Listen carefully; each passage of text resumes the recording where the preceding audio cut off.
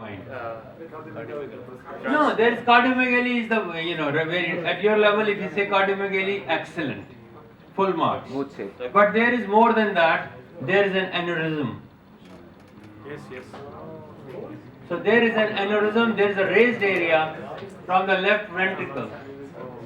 So there is an extra bulge. But this is too much for your level. I agree. Now what is this? Liver enlargement. No guys, traumatic aneurysm or aortic arch. Where is the aortic knuckle? It's so much broadened. Yeah. Now what is this? This you can answer. This you should answer. Who said pneumonia? Give a big hand to this.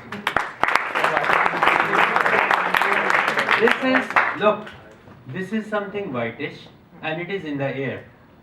So this is an inflammatory patch and we have lobar pneumonia. Right? Look at the lung. Doctor. Now, what is this? Look, I don't have time for this because I have to run over my stuff. So what is this here, guys? High level lymph node. So this is pneumothorax. Give a big hand to him. Simple. So I'm glad now you are able to identify what is pneumothorax. And where you see the collapsed lung. This is the normal side. Look, whole shadow. And there something is missing. Now you can differentiate.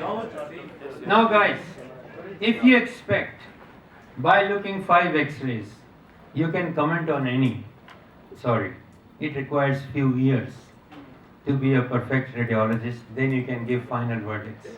So don't anticipate yourself, don't overestimate yourself that you're going to be a radiologist by attending 2 classes, one with Qureshi, one with me, and then certified radiologist. It's not happening. Okay? This is all about, you should have some idea, at least you can say something wrong with this x-ray. If you can say this much, at your level, palatable. Now, what about this x-ray? Talk on this.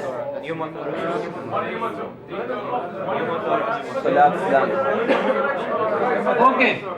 Sabar. What about this x-ray? So, pneumonia, hypertrophy and? Now this time someone no hypertrophy, there is guys this jet black thing.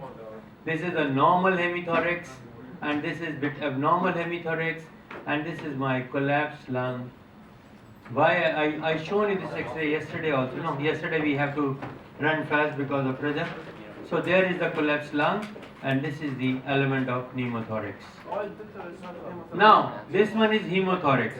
Why I call it hemothorax? You see this angle? This costodiaphragmatic recess is fine. There is no costodiaphragmatic recess visible. This is white. So this fluid who's so white, it's nothing but blood. Because we talk about that, blood appears white and look at the upper level. So this is hemothorax. Huh? What? Pus will not appear white. It will appear as a fluid thing but not that white. Doctor, how can we differentiate? Fine, now we are done. No more x-rays. 10 are done. Let's start the real subject. Guys, azygous system of veins is one of the mainstay. If you don't know it, please think of it. Without doing azygous, passing a respiratory exam is little bit hard. I'm not saying you are not able to pass it, but it is hard. Probably you will find it at least in OSPI, at least in MCQ. If not, then ask me again. Now, the azygous system of veins, I hope you have attended the lecture of development of the veins. Am I right? Yes. And you are good with the umbilical vein and cardinal vein and yes? So these are the remnant of those. I'm not touching here the developmental part. I'm just starting here. Nasu, look here now. So These are, just labelings. We know about them. This is inferior vena cava. These are the renal veins.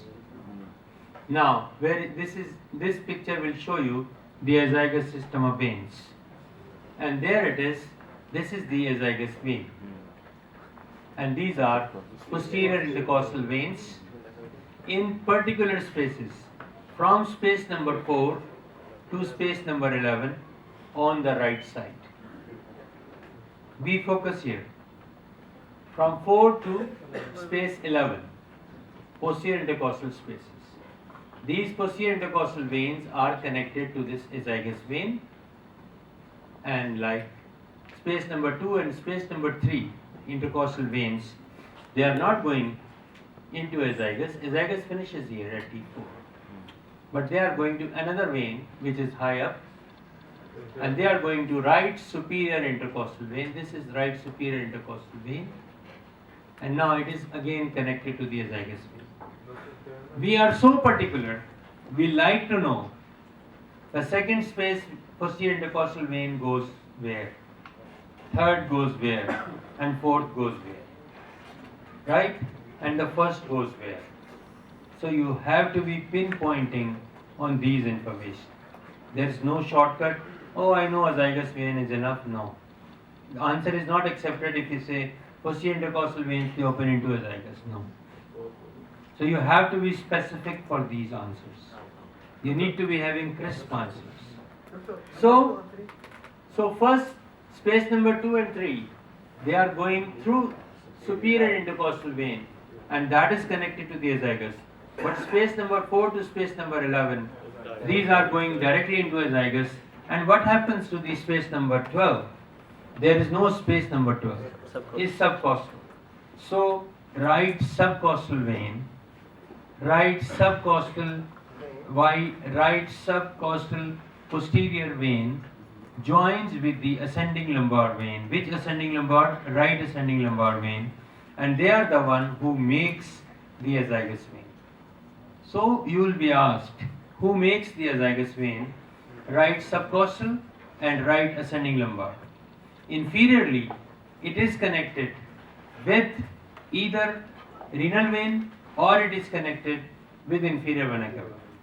When we'll talk about the shunting, the tahwila, for if vein is obstructed, then we'll use this channel for some other purposes. That we'll not be talking today, that will be taught later. But remember, the azygous vein is formed by the union of right subcostal and right ascending lumbar. And this azygous vein, like this ascending lumbar vein, is connected with either with the renal vein, right renal vein, or inferior vena cava. Is that clear? So we have dealt with space number 2 to space number 11, but still we didn't talk about space number 1 for us.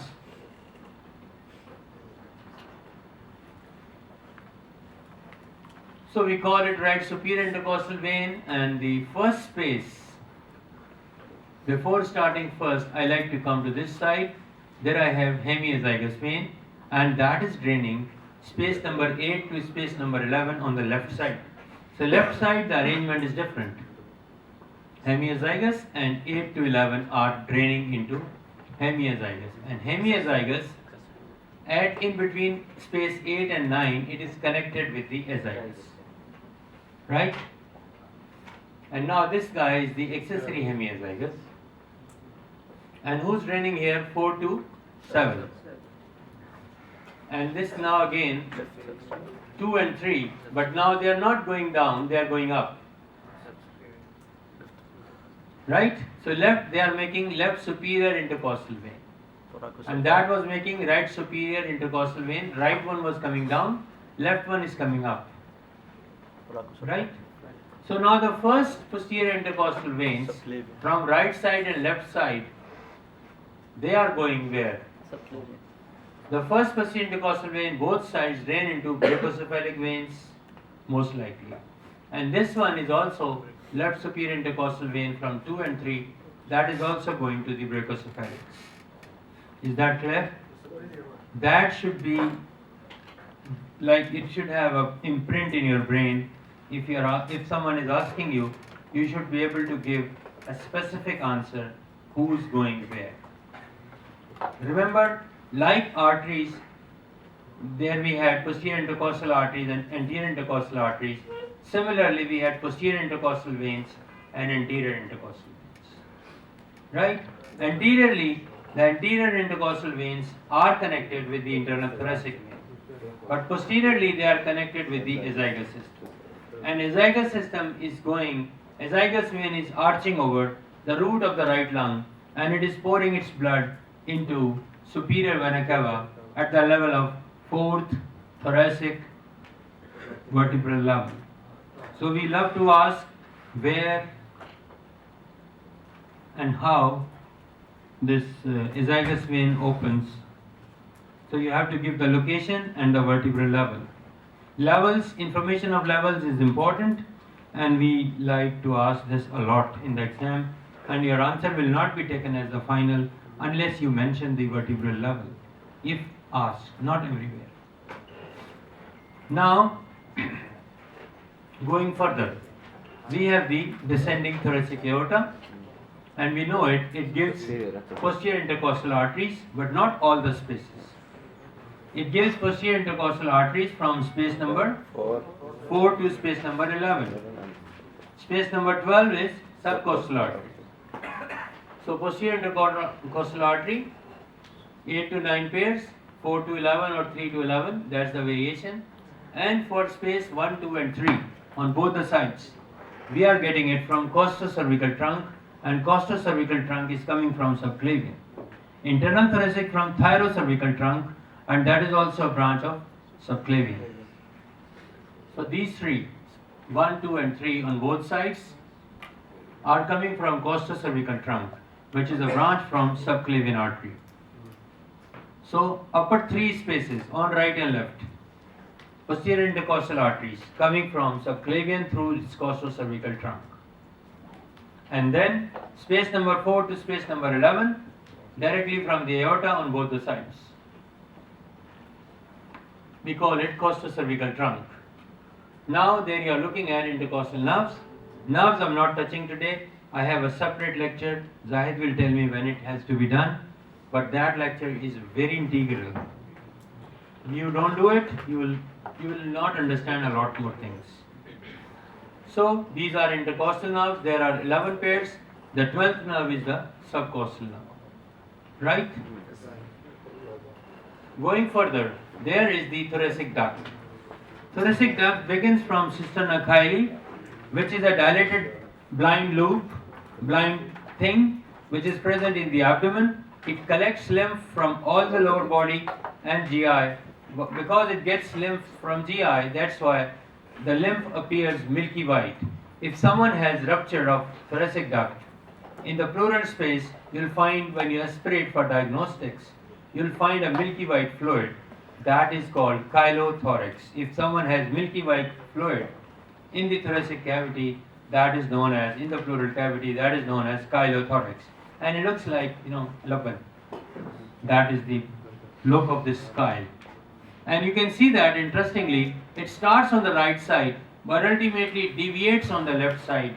And usually, when it go up, it arches over in the root of the neck on the left side, and it connects where internal jugular vein, left internal jugular vein joins with the left subclavian vein, and they are making brachiocephalic vein. Usually it opens there. That is the usual place of opening of the thoracic duct. It may open into subclavian, it may open into brachiocephalic directly, but the commonest site where it drains, where it's connect, where it opens is the junction between internal jugular of the left side and subclavian of the left side. And lymph from all the body, from the left side, from the lower body, carried by this, and there is a right duct which joins it. And there we are looking at the sympathetic chain. It runs from the neck, from the cervical region to our pelvis. So we had a continuous chain on both the sides, and that is the source for having sympathetic nerves. And these sympathetic nerves are very important to supply the smooth muscles, and then they have their impact on the glands and the skin. So what is happening? This sympathetic chain, it is loaded with sympathetic ganglions. these sympathetic ganglions, and in our body we had 31 pair of spinal nerves. In the thoracic region, these spinal nerves, we call them as intercostal nerves, because we only have rib in the thoracic region, but we don't have ribs above in the neck, or we don't have ribs below in the abdomen and pelvis. That's why we call them just spinal nerves. So the nerves, the intercostal nerves, are segmental nerves, and the nerves above to the thoracic region and below to the thoracic regions are known as non-segmental nerves.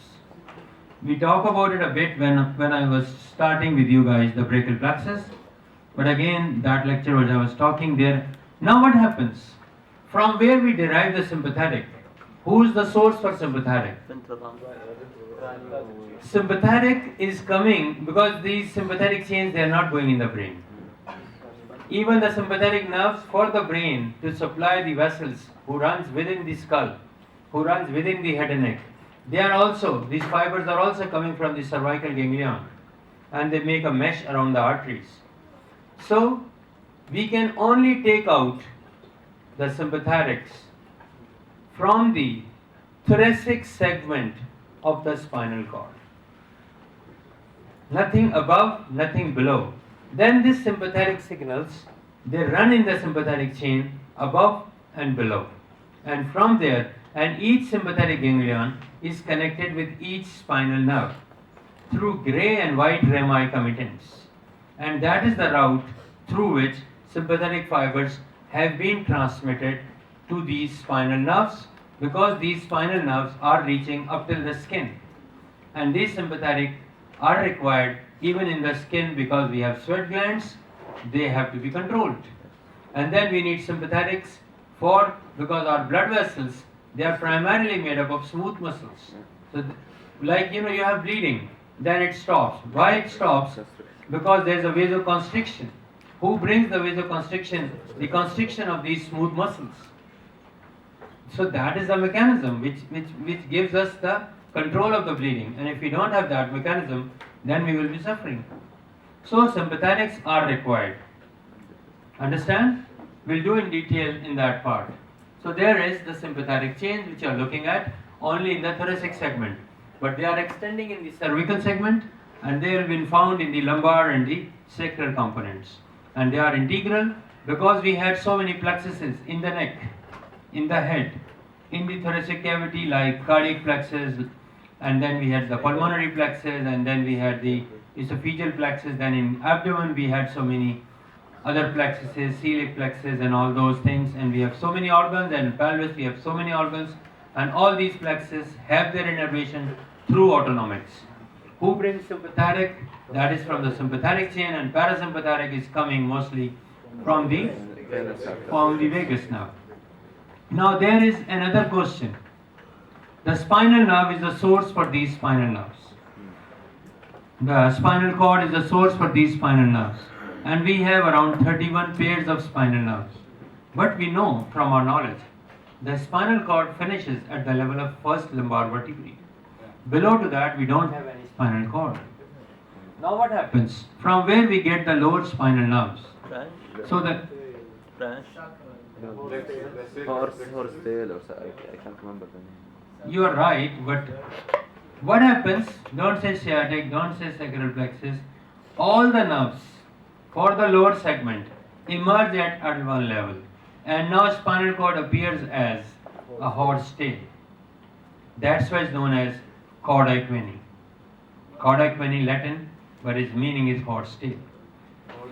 Horse tail. Haven't you seen horse, Mohanad?